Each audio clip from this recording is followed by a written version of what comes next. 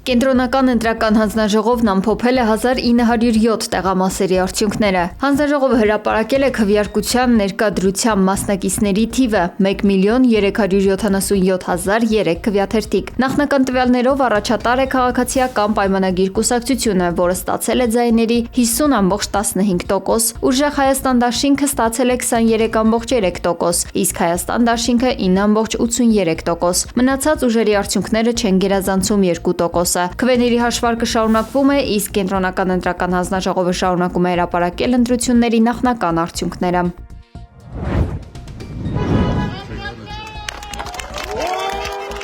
Մինչ Կենտրոնական ընտրական հանձնաժողովը հաշվում էր քվեները, քաղաքացիական պայմանագիր կուսակցության վարչապետի թեկնածու Նիկոլ Փաշինյանը շտապել է հայտարարել, թե իրենք հաղթել են, ավելին, ձևավորելու են միանձնյա կառավարություն։ Այդ պահին ընտրական հանձնաժողովը ներկայացրել էր միայն 400 ընտրատեղամասերի արդյունքներ, որը կազմում էր քվեների ընդամենը 10%-ը։ Հաղթել է քաղաքացիական պայմանագիր կուսակցությունը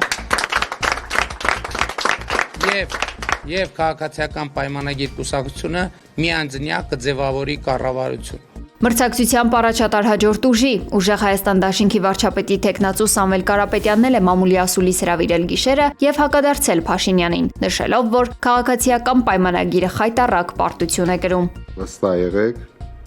ընտրությունները դեռ չեն ավարտվել, ընտրական արդյունքները դեռ չկան, դրա համար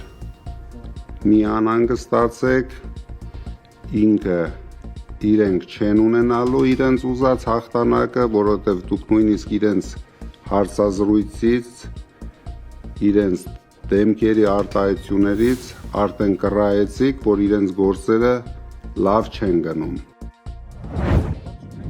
Մինչ համացանցը ողողված է ընտրախախտումների եւ ըստ երևույթի վարչական ռեսուրսի օգտագործման մասին տեսանյութերով, քաղաքացիական պայմանագիր կուսակցության նախընտրական շտաբի պետ Արայիկ Հարությունյանը լրագրողների հետ զրույցում կտրականապես հերքել է ընտրական գործընթացում վարչական ռեսուրսի կիրառման մասին պնդումները։ Նա ընդգծել է, որ որևէ հանձնարարական չի եղել, իսկ տեղերում արձանագրված առանձին դեպքերը պետք է դիտարկել որպես ինքնագործունեություն։ Ես ձեզ ամենայն պատասխանատվությամբ կարող եմ ասել, որպես կենտրոնական շտաբի ղեկավար։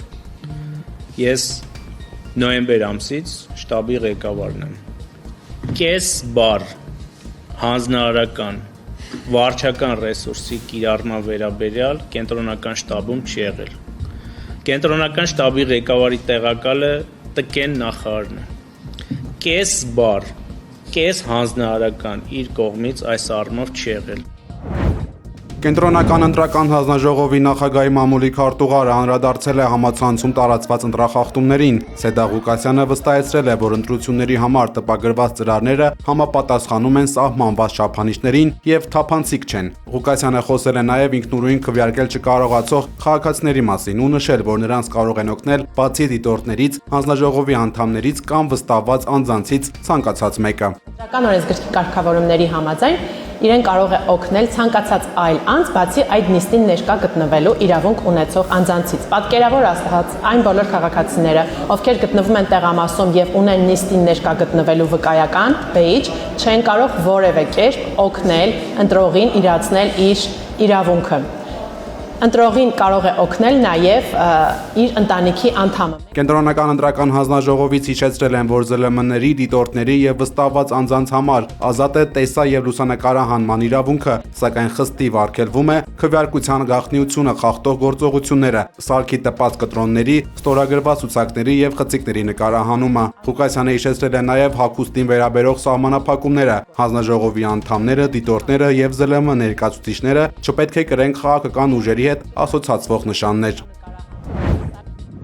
Բացի հայաստանյան մամուլից 2026 թվականի խորհրդարանական ընտրություններին ակտիվորեն հետևում է նաև միջազգային հանրությունը։ Արտասահմանյան հեղինակավոր լրատվամիջոցները ընտրությունները դիտարկում են ոչ միայն որպես ներքաղաքական գործընթաց, այլև որպես Հայաստանի հետագա աշխարհաքաղաքական ուղղությունը որոշող իրադարձություն։ Ամերիկյան Reuters գործակալությունը ընտրական գործընթացը ներկայացրել է որպես Հայաստանի ապագա արտաքին քաղաքական կուրսի վերաբերյալ կարևոր քվեարկություն, ընդգծելով, որ դրանց արդյունքները կարող են ազդել Ադրբեջանի հետ խաղաղության գործընթացի, Թուրքիայի հետ հարաբերությունների եւ Ռուսաստանի հետ հարաբերությունների պահպանման վրա։ Associated Press-ը ընտրությունները բնութագրել է որպես քվեարկություն, որն անցկացվում է Ռուսաստանի ճնշումների պայմաններում, շեշտելով Հայաստանի եւ Արևմուտքի միջև հարաբերությունների խորացման գործընթացը։ Կատարական Al Jazeera-ն դրանք ներկայացրել է որպես վարչապետ Նիկոլ Փաշինյանի դեպի Եվրոպա ուղղված քաղաքականության փորձություն, իսկ բրիտանական The Guardian-ը նշել է, որ ընտրությունների արդյունքները կարող են որոշել կշարունակի Հայաստանը հեռանալ ռուսական ազդեցությունից, թե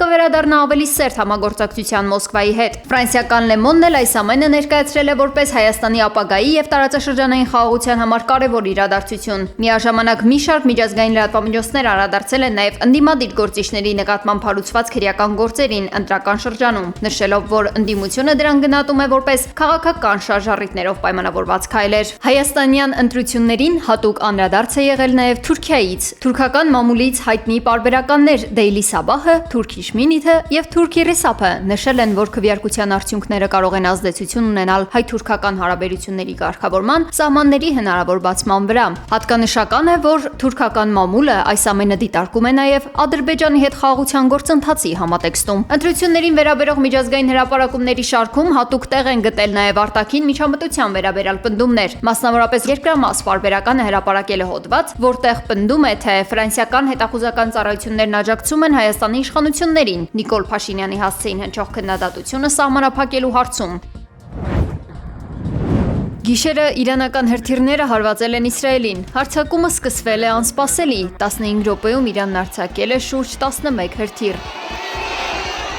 Ցախալը հայտնել է, որ կարողացել են հաջող որսալ բոլոր հրթիռները։ ՀՕՊ-ը անմիջապես գործի է դրվել։ Մինչդեռ համացանցում տարածված կադրերը պնդում են հակառակը։ Իրանական հրամանատարությունն իր հերթին հայտարարել է, որ Իսրայելը կբախվի Թեհրանի էլ ավելի ջախջախիչ հարվածների, եթե պատասխանի այս հարձակմանը եւ չդադարեցնի ռմբակոծել Լիբանանի հարավը։ Իսրայելի ազգային անվտանգության նախարար Բեն-Գվիրը X-ում այսպես է արձագանքել. այս գիշեր Թեհրանը պետք է այրվի։ Իրանն անորոշ ժամանակով փակել է իր օդային տարածքը երկրի արևմուտքում։ Իրանցիներին կոչ է արվել անհարկիչ օգտագործել օդակայանները եւ հետեւել թռիչքների մասին տեղեկություններին։ Ավելի վաղ Թուրքիայի արտգործնախարար Հական Ֆիդանը իր իրանցի գործընկեր Աբբաս Արաղչիի հետ քննարկել էր տարածաշրջանում լարված իրավիճակը եւ Իրան-ԱՄՆ բանակցությունների ընթացքը։